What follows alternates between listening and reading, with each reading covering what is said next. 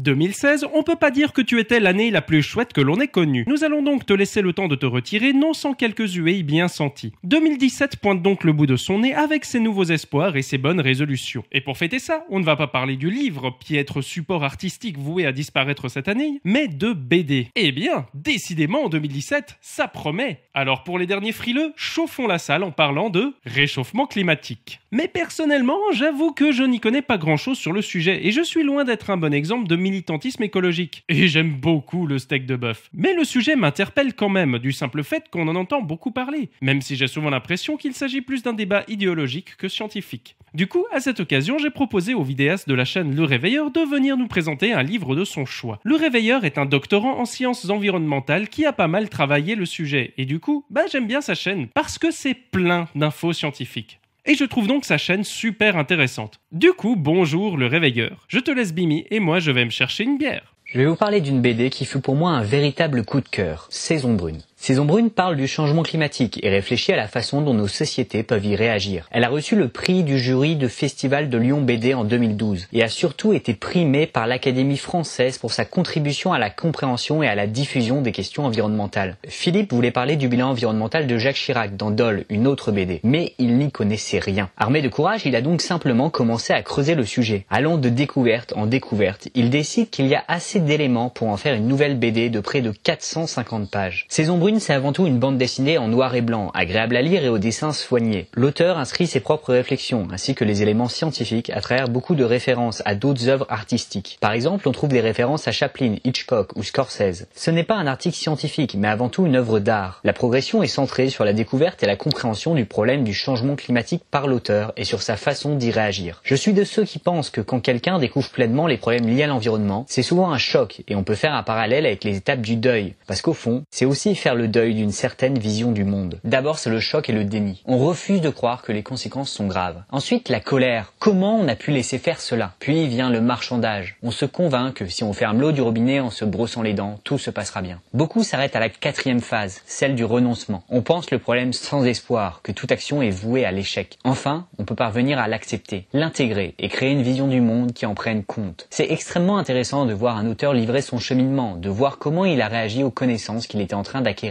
Et je pense que de nombreux lecteurs se reconnaîtront dans les pensées de Philippe Scarzoni. Au fond, c'est l'intérêt de cette BD par rapport à un livre écrit par un spécialiste. On n'y apprend pas que des éléments techniques. On voit également le cheminement de quelqu'un qui découvre cette question. C'est un cheminement que j'ai également fait, mais j'ai les bagages techniques qui permettent de comprendre une question scientifique aussi complexe que celle du changement climatique. Ce n'est pas le cas de Philippe Scarzoni. On y voit donc les questionnements et les prises de conscience d'un non-spécialiste. Si vous n'avez pas étudié la physique pendant de longues années, sa démarche vous parlera sûrement. De plus, c'est un sujet dans lequel on trouve beaucoup de désinformation et d'incompréhension. Je suis donc agréablement surpris par l'auteur qui arrive à séparer le vrai du faux sans connaissances techniques pointues. D'après mes connaissances, ce qui est expliqué dans ce livre est exact, mais ce qui est impressionnant, c'est la facilité et la rapidité avec lesquelles les questions techniques sont abordées. Philippe Scarzoni va à l'essentiel. Il parvient à expliquer ce qu'est le changement climatique. Il aborde le rayonnement solaire arrivant sur la Terre et ses variations, l'évolution du rayonnement réfléchi en fonction, par exemple, de la couverture de glace, l'effet de serre et la façon dont il évolue, etc. Il présente comment les scientifiques étudient et expliquent le climat et comment ils construisent des modèles pour pouvoir se faire une idée des évolutions futures. Il se penche aussi sur les effets du changement climatique, sur ce qu'il cause déjà comme dommages et ce qu'il nous réserve pour l'avenir. Pour ceux qui en douteraient, la note est assez salée. Ce qui nous entraîne vers les actions à mener, les solutions et un questionnement sur les sociétés humaines et sur leur capacité à prendre cela en compte. Le niveau d'exactitude technique n'est pas dû au hasard. On le doit au travail admirable de l'auteur, mais également aux scientifiques qu'il a interviewés. On ne va pas en parler ici, mais on vous en présentera quelques-uns dans la description. En s'interrogeant sur la lutte contre le changement climatique, Philippe Scarzoni se prend de plein fouet les contradictions de nos sociétés. La poursuite de croissance et de la surconsommation est tout simplement incompatible avec les limites physiques de notre planète. Pourtant, l'augmentation du pouvoir d'achat et la relance de l'activité économique restent la base de tout discours politique. On vit dans une étrange période de flottement où nos sociétés sont tiraillées entre deux sens opposés, entre le passé et l'avenir. Philippe Scarzoni parle ainsi du tiraillement entre ce qu'il faudrait faire et ce qu'on fait. Pour l'instant, agir contre le changement climatique et ses conséquences est difficile à cause de la structure de nos sociétés, des valeurs qu'elles véhiculent et des pensées dominantes. C'est cette période d'hésitation qui vaut son titre au livre. La saison brune est une sorte de 5e saison que l'on observe au Montana entre l'hiver et le printemps. Un moment de flottement, d'hésitation, où l'on sait le changement inévitable mais où il n'a pas encore eu lieu. Si je devais vais formuler quelques critiques. La première, c'est que le nucléaire est une question qui divise les gens qui pensent l'environnement. Ce livre en présente les aspects négatifs, mais pas les éléments qui font de cette question un débat ouvert. Il aurait été un peu plus juste de présenter les différents points de vue. Ensuite, j'avoue être un peu plus optimiste que l'auteur. Quand on a une vision claire de l'environnement, on prend conscience que nos sociétés foncent dans le mur et qu'on n'évitera pas le choc. Je suis d'accord avec lui sur le fait qu'il existe une porte de sortie, des solutions pour limiter considérablement les impacts. Je suis aussi d'accord avec l'idée que jour après jour, cette porte se referme doucement.